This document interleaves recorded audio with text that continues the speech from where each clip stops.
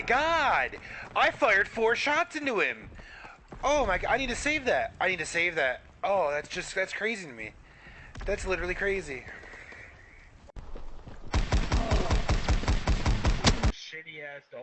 What up, guys? This is Hellraider here. As you can tell from the first clip, coping with World War II Call of Duty has been a little bit of a struggle.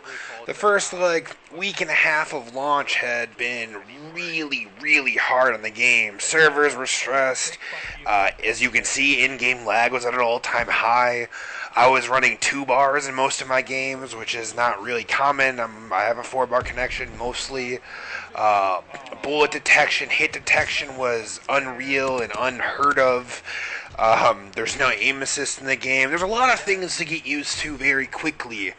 And I got a couple helpful tips and hints for you, or for returning veterans or people who are kind of more used to the faster paced Call of Duty and not used to this.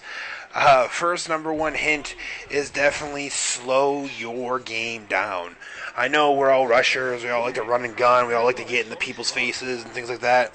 Well, now, you still can in a way, but you definitely got to take it a little bit slower. Check your corners, check your sight lines, check your normal routes. Make sure you're pushing smart and not just pushing. If you're pushing smart and you're checking your obvious sight lines, your obvious head glitches, you'll be able to get up into the enemy spawn and get a couple multis. It's good, but it's definitely difficult and something to get used to, especially if the enemy team is just all sitting back with sniper rifles and LMGs. It makes it very difficult. But if you do get back there, you can cause some serious damage, kind of like this. Yeah, beautiful. Second tip I got for you is if you're used to being a TDM slayer, especially in the first week before the patch came out, I would advise you not to. TDM was such a try hard sweat fest. If you're not using the bar or the STG, you're pretty much not going to win gunfights. That's pretty much how I saw it. Everything was outclassed by them. After the nerf, or after the patch where they nerfed all 3 of those weapons, it's a little bit easier to do things, a little bit easier to use other weapons. I definitely think some other weapons need some love. I would love to see the double barrel be returned to its former glory in the beta. I think LMGs deserve a little bit of love, like the Lewis and the Bren. Maybe not so much the Bren. Bren might be a special case, but I would like to see their magazine sizes increased, other things like that. But we'll see what happens. Yeah, definitely stick away from just pure slaying game types. Try to go into some objectives. Domination. Domination's great, People are flooding towards the flags. You can get some easy kills off that way. You can just defend flags, whatever you want. It's a little bit more enjoyable now that people can't just jump over you and wall run across the map to get you. So domination's fun. I've been playing CTF myself. If you still want to hit the hardcore Slayer type or Slayer meta with Team Deathmatch, go play Kill Confirmed. At least in Kill Confirmed, you can't camp and win, and you can in Team Deathmatch. Kill Confirmed, you have to go out there and at least collect some tags and get those scores in to get the points to win.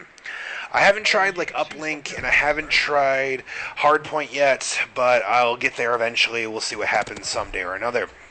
Now, if you're not the SMG run and gun type, a couple helpful hints I got for you for using other classes. If you're using assault rifles, always equipped high caliber in your gunfights. High caliber gives the assault rifle category such an advantage over other weapons.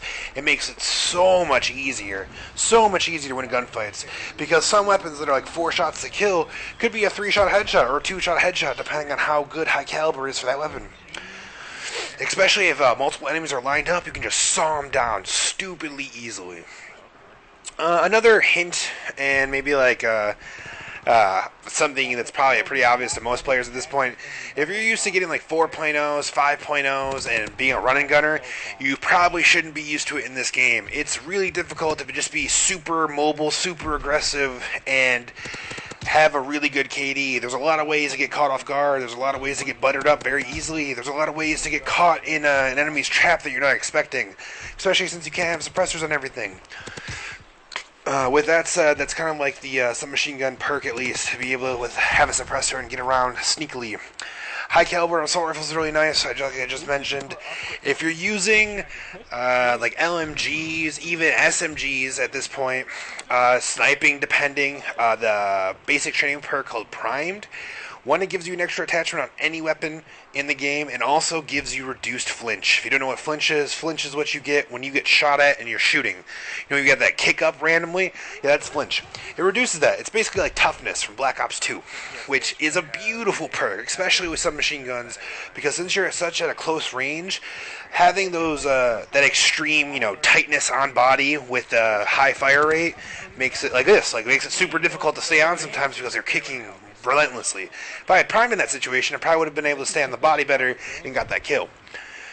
Another easy tip, obviously you guys have seen, there is no aim assist. At least I can't tell. It doesn't feel like aim assist is on anything. With that the case, I would definitely turn on your sensitivity a bit, let yourself adjust and cope, so you can be a little bit more accurate on the sticks. Usually with just a little bit of aim assist, I can turn my sensitivity quite a bit and still be pretty accurate. But with none at all, it makes it very difficult, especially if you're not used to it, since no console game or console FPS doesn't have aim assist. A couple of other helpful hints that I have for you. Beware of the perk Espionage. If you can get a few hit markers down range, Espionage basically lets you know on the mini-map where that player is, and you can kind of either run away from them or jump them, whatever you need to do. Espionage is a really great perk in my opinion. Primed is another good basic perk. Hustle is debatably good because it's supposed to give you increased reload speed, but it doesn't really feel like it all the time, so it is what it is. Since creator class is so lacking in my opinion, and I can't really create the perfect class I want to counter the meta, such as Ghost, such as Flak Jacket, such as Dead Silence, such as a bunch of things that I would normally want to use, be able to get around a little bit easier, to be able to flank the enemy, to be able to play the way I want to play, I've had to cope with kind of experimenting between classes, figuring out what I really and really don't need. And what I use for kill streaks right now to kind of make up for the fact that I don't have Ghost is UAV, counter UAV, and glide bomb. Instead of like what I would do in Infinite Warfare and in other games where when I get UAV and counter UAV, throw them both up at the same time, I would throw the UAV up just to get the assist points, but I would hold on to the counter UAV. I would hold on to that thing until I hear enemy UAV in the air. That way, at least once that goes up in the air and I throw a mine to counter it, it'll destroy the UAV and we'll be back on an even playing ground. Otherwise, you just threw this counter UAV up that's not doing anything like it used to in the old game.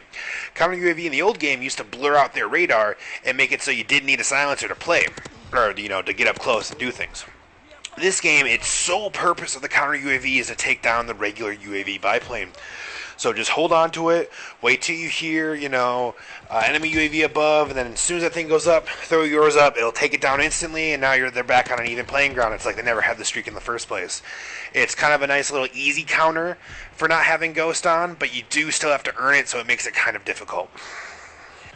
One last tip for you guys to end out the video with is your stance while firing. If you're firing while standing up, you'll have the most amount of recoil. If you're firing while crouched, you'll have a little bit less. If you fire while prone, you'll have pretty much zero. So if you need to make some long distance shots or cover a mid-range surprise gunfight or whatever else you want to call it, try changing your stance up, crouching when you're about to take those shots, or going prone. It'll help out. It maybe change the pattern of the gunfight. It maybe let you make that winning shot and that game-winning kill. Hope you guys enjoy the tips and the gameplay. I don't know how much more World War II content I'll really be super covering. Creative class is kind of dull this time around, so I don't know if I'll have personal best class setups. But if you guys want to see more, please leave in the comments down below. And as for now, this is your boy Hellraider, signing off. Kills-wise, got 34.